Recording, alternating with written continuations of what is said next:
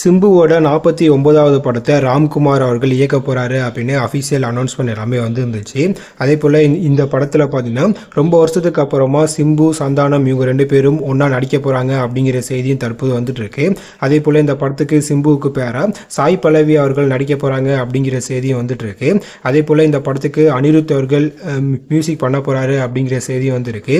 முக்கியமாக சிம்பு அனிருத் இவங்க 2 பேரும் முதல்ல பார்த்தீங்கன்னா ஒரு படத்தில் எல்லாரும் இணைகிறாங்க அப்படிங்கிற செய்தி இருந்துச்சு. ஆனால் தற்போது இந்த படத்துக்கு அனிருத் அவர்கள் மியூசிக் இல்லையா, தற்போது மியூசிக்கில் ரொம்ப கலக்கிட்டு இருக்கும் சாய் அபியன்கர் அவர்கள் தான் பார்த்தீங்கன்னா இந்த படத்துக்கு மியூசிக் பண்ண போகிறாரு அப்படிங்கிற செய்தி வந்திருக்கு.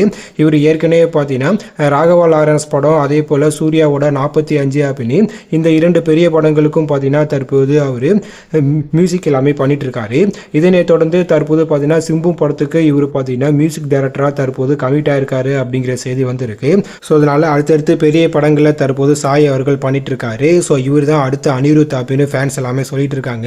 ஸோ இதை பற்றி நீங்கள் என்ன நினைக்கிறீங்க அப்படின்னு கீழே கமெண்ட்ல சொல்லுங்கள். இது போன்ற வீடியோக்கள் எல்லாமே தெரிஞ்சுக்க மறக்காம நம்ம சேனலை சப்ஸ்கிரைப் பண்ணுங்கள். தேங்க்யூ.